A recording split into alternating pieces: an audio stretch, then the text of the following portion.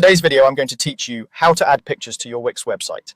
Adding visuals is one of the quickest ways to make your pages feel polished and engaging, and the best part is that Wix makes it simple. All you need is the Wix editor open on the page where you want your image to appear. First, look at the left side of the editor for the Add button, the little plus icon. Click it, choose image, and then select My Uploads if you're bringing in your own file. If you don't have a photo ready, you can browse Wix's stock images and pick something that fits your brand.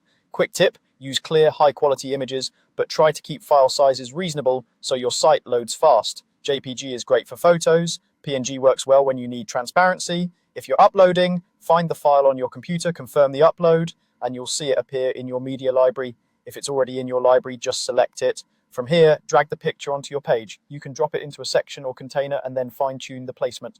As you move the image, smart guides will appear to help you line things up with other elements.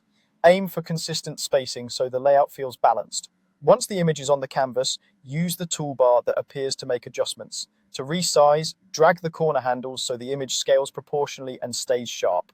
If you need to crop, open the crop tool to trim away edges and focus on the subject. This is perfect for creating consistent shapes or removing background clutter.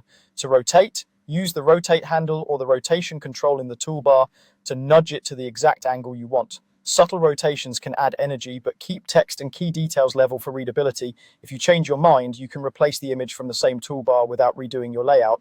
Also, pay attention to alignment options like center, left, or right to keep your design clean. For accessibility, consider adding descriptive alt text later so screen readers can describe your image. It's a small step that makes a big difference. That's it. You clicked Add, chose Image and My Uploads or Stock, placed your picture, and then resized, cropped, or rotated it with the toolbar. And just like that, your page will showcase your visuals beautifully.